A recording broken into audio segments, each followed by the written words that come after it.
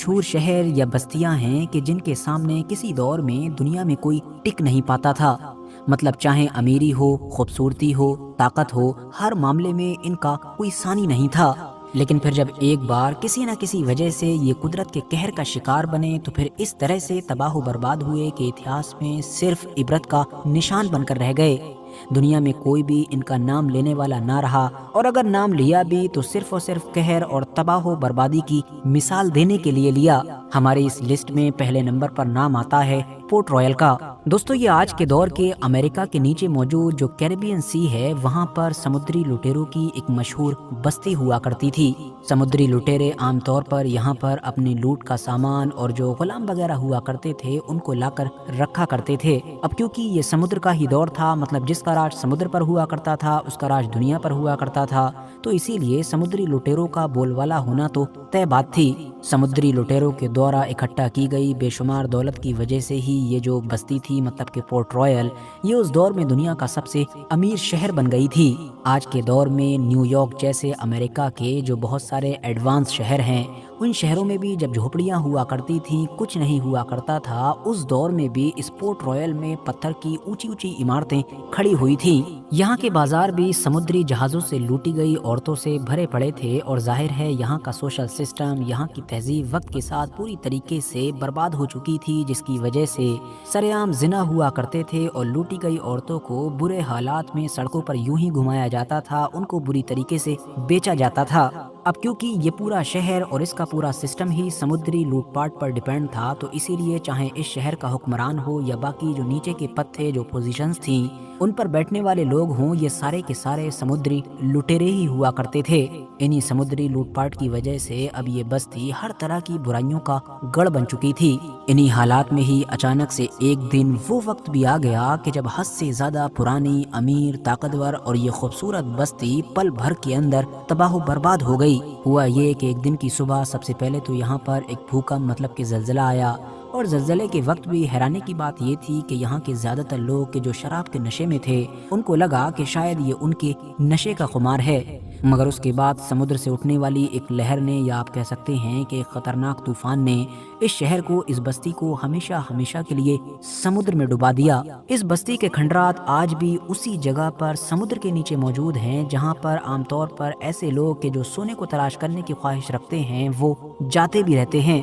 آگے بڑھیں تو ہماری اس لسٹ میں اگلا نام آتا ہے پومپئی شہر کا، جو کسی دور میں اٹلی کے کنارے پر موجود ہوا کرتا تھا۔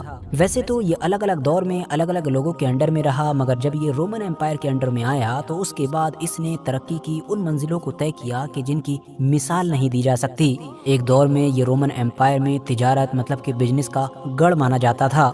ایڈوانس اتنا تھا کہ آج کے دور میں بھی دنیا میں ایسی بہت ساری چیزیں پائی جاتی ہیں کہ جن کے بارے میں مانا جاتا ہے کہ یہ اسی شہر سے شروع ہوئی تھیں، مگر پھر دھیرے دھیرے کچھ ایسا ہوا کہ شہر کی پہچان بدلنے لگی۔ مطلب اب یہ شہر یورپ اور باقی دنیا میں ایک تجارتی شہر کی بجائے سیکس ویاپار کے لیے جانا جانے لگا، خاص طور سے بروتھل، مطلب کہ وہ جگہ کہ جہاں پر لوگ پیسوں کے بدلے میں فزیکل ریلیشن بنانے کے لیے جاتے ہیں، ان کا یہ گڑھ بن چکا تھا۔ ایسی خواہشات رکھنے والے سبھی امیر اور طاقتور لوگ یورپ میں دور دور سے سفر کر کے اس علاقے میں آنے لگے تھے، کیونکہ ان کو پتا تھا کہ نہ صرف یہاں کی سوسائٹی ان معاملات میں پوری طریقے سے فری ہے، بلکہ یہ ساری چیزیں بھی آسانی کے ساتھ اویلیبل ہیں۔ اس چیز کا ویاپار یہاں پر اتنا زیادہ پھلا پھولا کہ یہاں کے جو امیر اور طاقتور لوگ تھے وہ سبھی اس میں انوالو ہو چکے تھے، کیونکہ ظاہر سی بات ہے اس سے زیادہ پیسہ کسی میں بن ہی نہیں رہا تھا۔ اس شہر میں بڑے بڑے میدانوں میں غلاموں کو لڑا کر اور پھر ان کے ذریعے سے جوا کھیلنے کا رواج بھی بہت عام تھا۔ اس کے علاوہ بھی اس شہر سے جڑی ہوئی چیزوں کی لسٹ بہت زیادہ لمبی ہے، جس کو ظاہر ہے اس ویڈیو میں کور نہیں کیا جا سکتا ہے۔ اس کے اوپر بہت پہلے ہی ہم آلریڈی ایک کمپلیٹ ویڈیو بنا بھی چکے ہیں، کہ جس کو آپ لوگ ڈسکرپشن میں دیے گئے لنک کے ذریعے سے دیکھ سکتے ہیں۔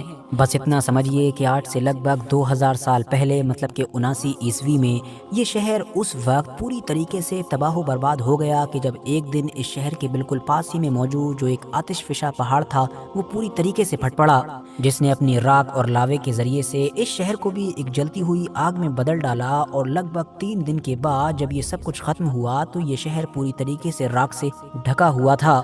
बल्कि इस राख के नीचे अब उस शहर को ढूंढ पाना भी लगभग नामुमकिन हो चुका था। धीरे धीरे जब वक्त गुजरा तो दुनिया ये भूल भी गई कि इस नाम का यहाँ पर कोई शहर हुआ भी करता था। मगर फिर 1500-1600 साल के बाद एक्सीडेंटली इस शहर का सबसे पहला सुराख मिला और फिर उसके बाद धीरे धीरे इस शहर से जुड़े हुए राजों से पर्दा उठता गया, जिसका सिलसिला आज भी जारी है। एक्सपर्ट्स को यहाँ से उस दौर की जो कुछ बॉडीज मिली हैं, मतलब उन लोगों की लाशें कि जो शायद उस हादसे का शिकार हुए होंगे, तो वो इस हालत में हैं कि जिनको देखकर बहुत सारे लोग अपनी आंखों पर हाथ रख लेते हैं, तो बहुत सारे लोग शौक हो जाते हैं, तो बहुत सारे खौफ से लरज उठते हैं। आगे बढ़ें तो दोस्तों हमारी इस लिस्ट में तीसरा नाम है सदोम एंड गुमोरा का। दोस्तों ये दोनों शहर, या आप कह सकते हैं कि ये दोनों बस्तियां भी पीछे बयान हुए शहरों की तरह ही अपने दौर में खूबसूरत, अमीर और ताकतवर हुआ करती थीं। और ये दोनों ऐसे शहर और बस्तियां हैं कि जिनका जिक्र आप लोगों को सारे ही अब्राहमिक मज़ाहिब, मतलब कि यहूदियत, ईसाईयत और इस्लाम की किताबों में थोड़े बहुत फ़र्क के साथ नजर आएगा। तीनों ही रिलीजन्स में क्लियरली ये बताया गया है कि इनके ऊपर खुदा का अजाब आया था, और क्यों आया था उस बात का रीजन भी बताया गया है। दरअसल यही वो इलाका था कि जहाँ पर हजरत लूत अलैहिस्सलाम को पैगंबर बनाकर भेजा गया था।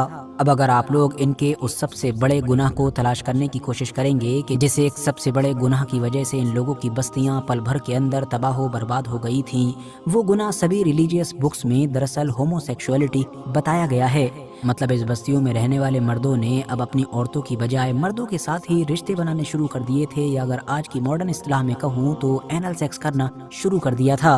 प्रॉफेट हजरत लूत अलैहिस्सलाम ने इनको बार बार आगाह किया, बार बार समझाने की कोशिश की, और जब ये लोग नहीं माने तो आखिरकार एक दिन खतरनाक आग की बारिश के जरिए से इनकी बस्तियों को तबाह बर्बाद कर दिया गया।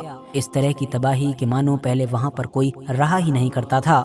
एक्सपर्ट्स मानते हैं कि जिस जगह पर ये दो मशहूर बस्तियां आबाद थीं, वो दरअसल वही जगह है कि जहां पर आज डेड सी मौजूद है। आगे बढ़ें तो दोस्तों हमारी इस लिस्ट में अब अगला नाम है बाबुल या फिर बेबीलोन का। ये कहानी उस शहर की है कि जिसको अगर तारीख का सबसे अजीम और मशहूर शहर कहा जाए तो कहना गलत नहीं होगा। हजारों साल तक पूरी दुनिया के सबसे अजीम शहर होने का ताज इसी शहर के सर पर सजा रहा था।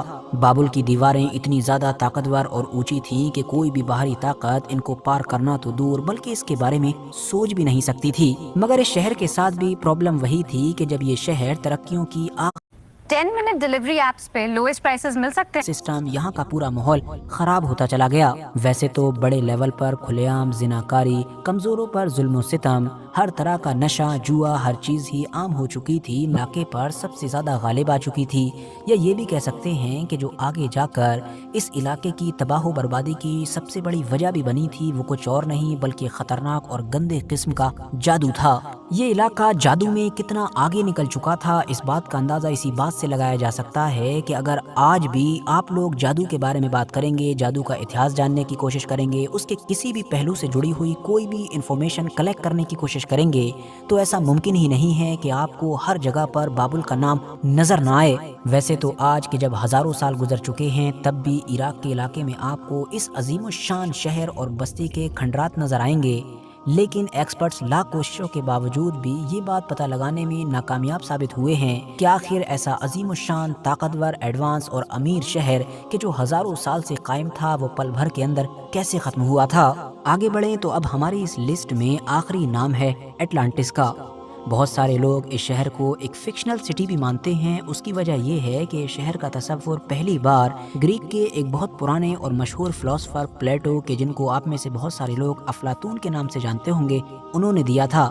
अफलातून ने अपनी किताब में लिखा कि 9000 साल पहले, और अगर अब हम अपने हिसाब से देखें तो आज से 11000 साल पहले मेडिटेरियन सी के बीचों बीच एक एटलांटिस नाम का आइलैंड हुआ करता था। यहाँ के लोग काफ़ी एडवांस होने के साथ साथ खुशहाल हुआ करते थे।